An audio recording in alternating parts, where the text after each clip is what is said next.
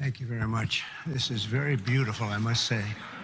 This is a beautiful place. And our country is starting to do very well again. It's happening fast, a little faster than people thought. Thank you especially to Senator Marshall for the beautiful introduction. Appreciate it very much. Thank you. Great senator you are. I also want to thank a friend and a man of profound faith and tremendous patriotism who's also become a great friend. You become much friendlier when you have a majority of 2 or 3 or 4. Could even be 5 pretty soon. But for a little while it was 1. And that's Mike Johnson, Speaker. Thank you very much, Mike, very much.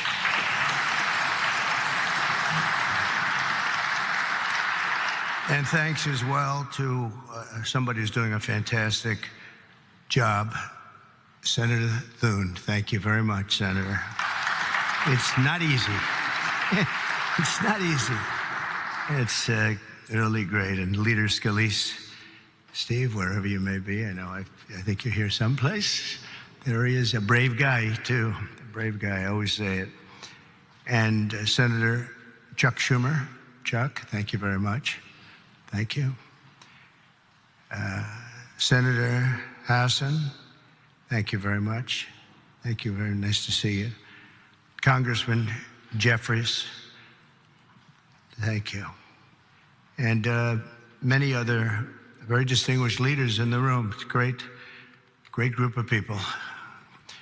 If we could ever come together, it would be unbelievable. It may not happen, but it should, and maybe it will.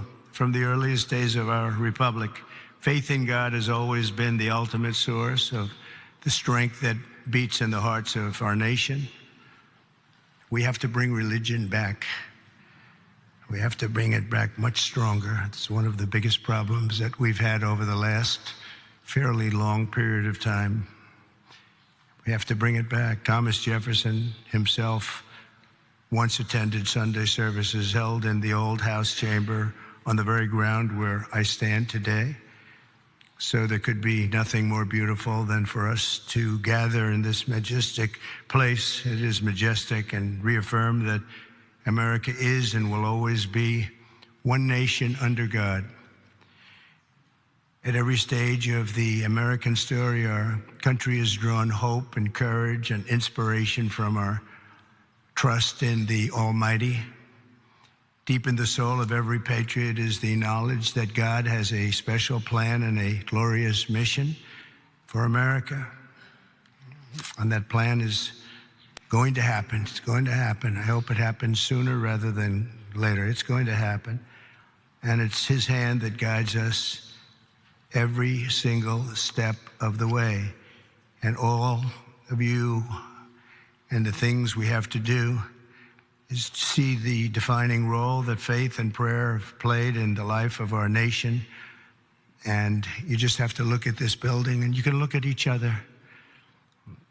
You can really look at each other. It's defined almost everyone in this room. I think faith has been very strong with the people in this room. Just steps away from here in the Hall of Columns is the statue of John Winthrop, who famously proclaimed that America would stand as a city upon a hill, a light to all nations, with the eyes of all people upon us. Today, almost 400 years after that famous sermon, we see that with the Lord's help, the city stands taller and shines brighter than ever before, or at least it soon will. In that same hall, we also find the statue of the great Roger Williams, who founded the state of Rhode Island, named its capital city Providence, and built the first Baptist church in America. It's Williams that we have to thank for making religious liberty part of the bedrock of American life. And today we must protect the fundamental freedom with absolute devotion. We must stand strong, just like generations of Americans have done on the battlefields all around the world. Feet away from the magnificent rotunda Another statue watches over visitors to the Capitol. George Washington, the founder of our country, often called for Americans to join together in prayer, very often. And more than 2 centuries later, this morning, we heed President Washington's wisdom and follow in his mighty footsteps. He was a strong man and of great religious strength. The stories of legends like Washington, Winthrop, and Williams remind us that without faith in God, there would be no American story. Every citizen should be proud of this exceptional heritage. We have an unbelievable heritage, and we have to use that and make life better for everyone. That's why as we approach the 25th times 10 anniversary, think of that, 250 years we'll be celebrating next year of our country's founding. I have signed an executive order to resume the process of creating a new national park full of statues of the greatest Americans who ever lived. We're going to be honoring our heroes, honoring the greatest people from our country. We're not going to be tearing down, we're going to be building up. It will be called the National Garden of American Heroes. Some of you will be on that soon-to-be hallowed ground. Some of you, let's see, I can pick a few of you right now by looking. There's a couple of you right now I can see. Let's see. It's the president's sole opinion.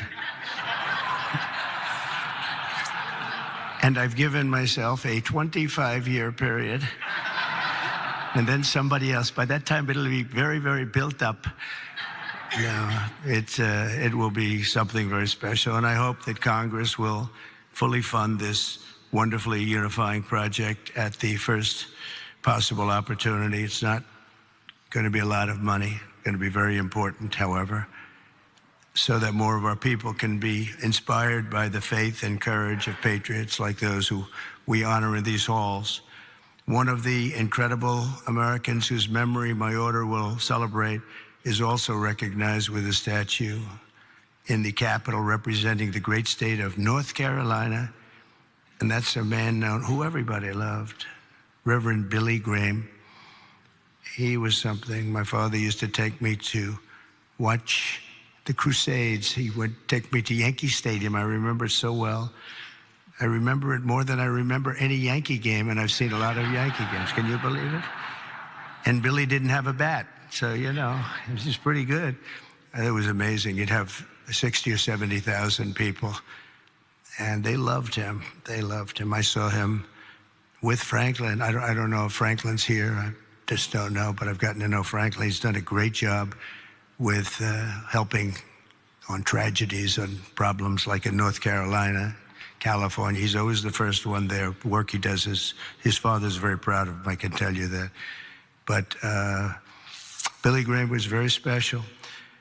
One floor below us, Reverend Graham's statue stands with an open Bible. The page turned to a letter from the Apostle Paul, which reads, "Let us not grow weary of doing good, for in due season we will reap if we do not give up." Never give up.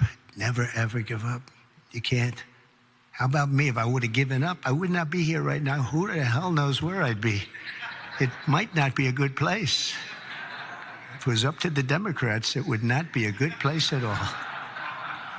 Never, ever give up. There could be no better message for the leaders gathered here, and you are real leaders.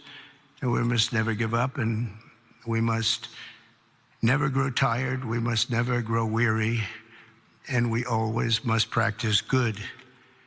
As you know, last week, only a few miles from here, our nation witnessed a terrible tragedy when 67 people were killed in a horrible accident near Reagan Airport. As one nation, we take solace in the knowledge that their journey that night did not end in the icy waters of the Potomac, but in the warm embrace of a very loving God. None of us knows exactly when our time on earth will be over. You never know.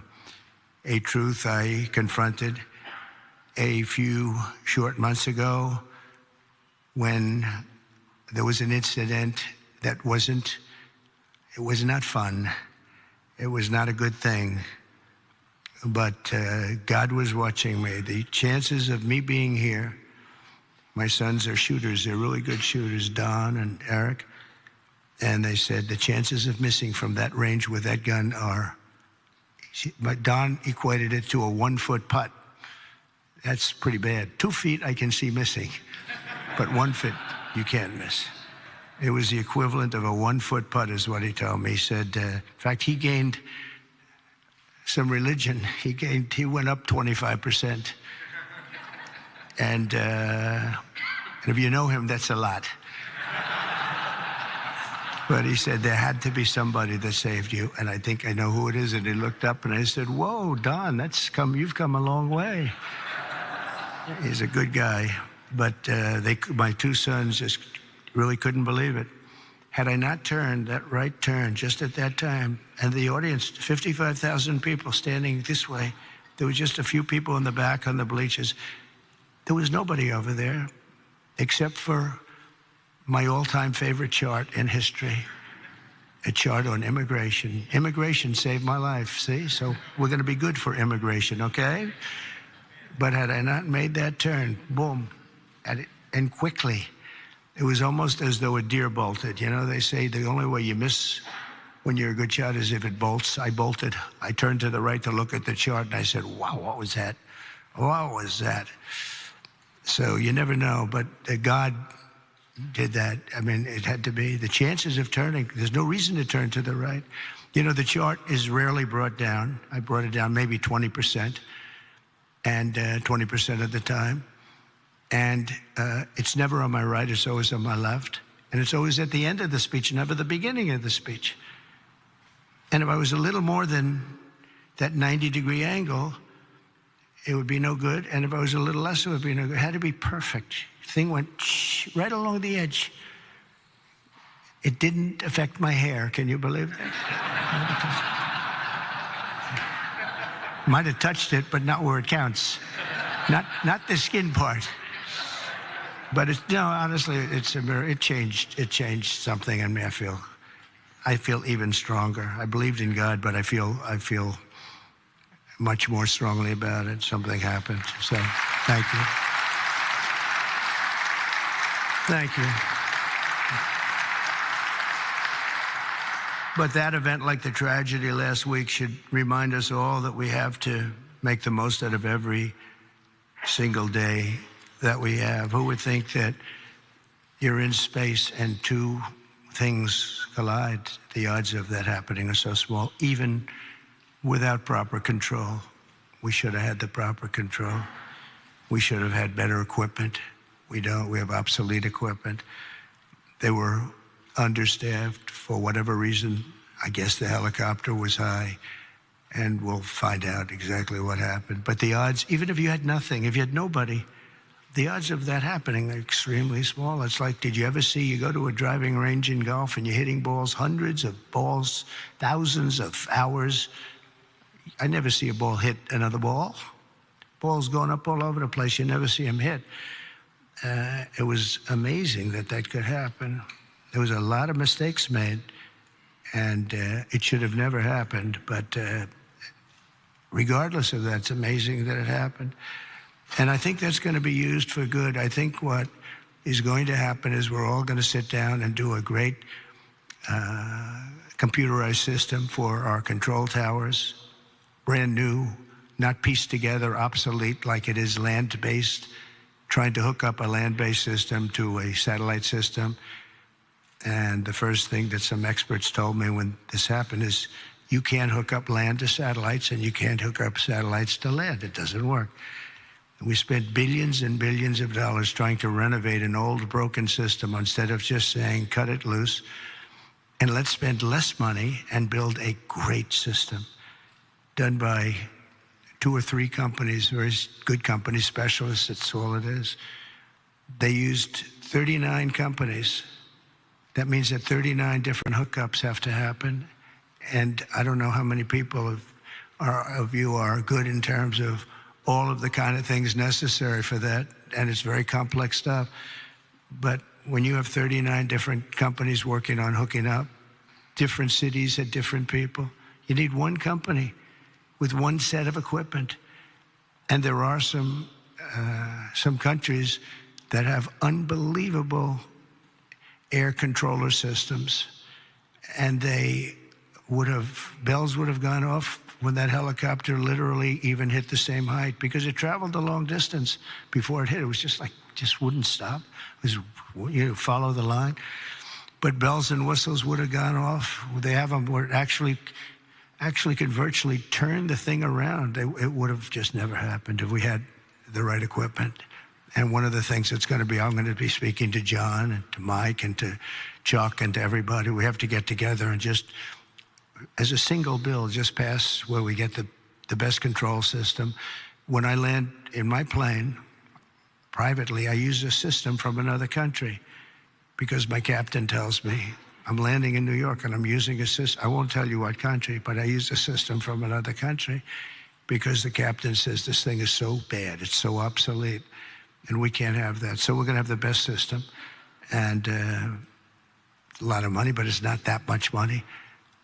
And it'll happen fast, and it'll be done by total professionals. And when it's done, you're not going to have accidents. It's just not, they're virtually not possible to have. Each of us is blessed with a precious chance to help lead America to renew our pledges of faith and everything else, and bring us to new heights and create a future of promise for our people and for ourselves. We have the most important people in the country in a true sense here, because you're the ones that are going to make the decision. You're the ones that are leading us into so many different things, whether it's the right air control system or the right size military, or what to do and what not to do. Most important people. And many of you are very religious. I know so many of you are very religious, and I just think that our country has been so badly hurt. We're very hurt by what COVID did to religion. It really hurt it badly. People couldn't go to church for a long period of time. Even going outside, they were given a hard time. And I'm not blaming anybody for that, but it was very hard to gather. So they start using computers, if that. And when they come back, it's just, a whole new experience they have to get used to. But it is starting to come back. We had a fantastic thing happen yesterday. The Army had the best recruitment numbers that they've had in more than 15 years. They think it could be 25 years, actually. They're going to probably put that out, but more than 15 years just now. And we were worried about it. We were talking about it numerous times that, we don't have people joining our military services. We don't have people joining our police force. We have to cherish our police. It's so dangerous. You open a car and somebody starts shooting.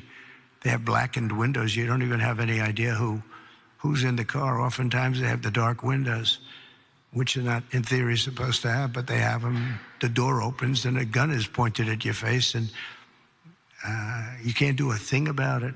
It's just nothing you're going to do about it. Your friends will take them out.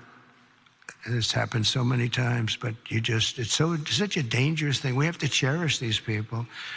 So today we join our hearts and prayers in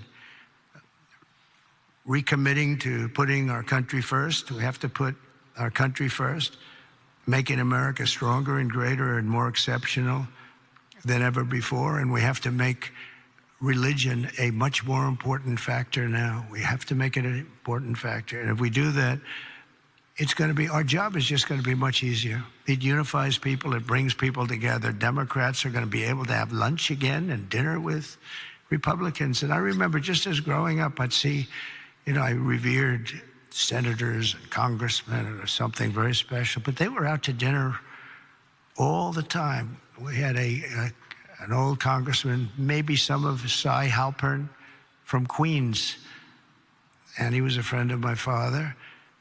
But he'd have dinner he was a Democrat, he'd have dinner with Republicans, and he'd be out. It wouldn't even make a difference. Today, it's like It's like shocking. And it shouldn't be. You have to get together. We really have to get together. We all know what's right and what's wrong, and there's going to be compromise on both sides. But we have to just do the right thing, and we have to get together. You did it with Marco Rubio. You got everybody who was 99 votes, and the only vote was our VP, who maybe we should have been there just to make it 100. But I think I would have been angered if it was 100. That might be a step too far, right? But no, it was great to see a vote. Pam Bondi had support from Democrats, and some of the others had some pretty good support. So, you know, it's doable. We had a recent bill having to do with a very beautiful young lady who was killed from Georgia. And that bill was very bipartisan. It was a very beautiful thing to watch, actually. And so I think we just have to, if possible, we have to unify. There's big division. I mean, some people want an open border and some people want a closed border. We want it closed and they want it open. And that's a big difference. How do you solve that problem? It's a big difference. Some people want men and women's sports and some people don't. And I was with somebody yesterday who was so upset that the bill was signed where men cannot participate in women's sports. And I said, he's a very smart guy, went to a great school, was a great student, and he actually feels, you know, that should happen. Men should be able to play, meaning transition into women's sports. And you talk to him and it says, you know, I don't understand it. I don't understand how the problem ever got started in the first place. It just seems so simple. But he's a good person and just believes it. He just believes it. Not going to be easy to convince him otherwise. So where is the middle ground? It's hard to have a middle ground. There's two ways. I mean, you can either do it or you can't. But I think a lot of good things are going to happen. You know, a lot of people might be surprised to hear me say that, of all people. But I think a lot of good things are going to happen because our country's got some big headaches, but we have tremendous spirit right now. The spirit is as high as it's been. It was up 49 points this morning. 49 points. It's the biggest increase in the history of whatever the poll was. So the spirit is there. That's a big factor. That's probably the hardest thing to get back, to be honest. The rest is easy. The rest is easy. So I want to just thank you all. I want to congratulate a lot of the new members. I see so many of you that ran great races, David. That was a great race. But so many that ran great races, and on both sides. You ran some incredible races, so it's good to be with you. And God bless everybody. We want to come together, and the happiest, the person, the element, the everything that's going to be happy. People of religion are going to be happy again. And I really believe you can't be happy without religion, without that belief. I really believe it. I just don't see how you can be. So let's bring religion back. Let's bring God back into our lives. Thank you all very much. Thank you very much. Great honor. Thank you. Because the flag still stands for freedom, and they can't take that